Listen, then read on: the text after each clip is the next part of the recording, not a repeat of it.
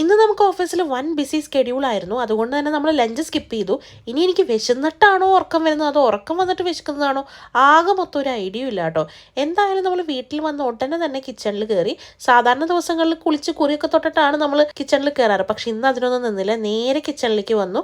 പെട്ടെന്ന് തന്നെ നമ്മൾ ഫുഡ് ഉണ്ടാക്കി കേട്ടോ. നമ്മളപ്പോൾ ചോറ് വെച്ചു, അതിൻ്റെ ഒപ്പം തന്നെ മോരുകറി, കൂട്ടത്തിൽ നമ്മൾ ക്യാൻഡ് ഫിഷ് വെച്ചിട്ട് ഒരു മീൻ പീരും, അതിൻ്റെ ഒപ്പം തന്നെ ചീരയും മുട്ടയും കൂടി ഒരു വറവലും വെച്ചിട്ടുണ്ടായിരുന്നു. ഇതിനേക്കാളൊക്കെ ഹൈലൈറ്റ് നാട്ടിൽ നിന്ന് കൊണ്ടുവന്ന പുളിയിഞ്ചി ആയിരുന്നു കേട്ടോ. സത്യത്തിലുണ്ടല്ലോ, എല്ലാ കറികളും കൂടെ മിക്സ് ചെയ്ത് നമ്മൾ ഫസ്റ്റ് ഒരു അങ്ങോട്ട് വായിൽ വെച്ചപ്പോണ്ടല്ലോ, എൻ്റെ മോനെ വിശന്ന് പൊരിഞ്ഞിരുന്ന ടേസ്റ്റ് ബഡ്സ് ഒക്കെ എന്നോട് നന്ദി പറഞ്ഞു.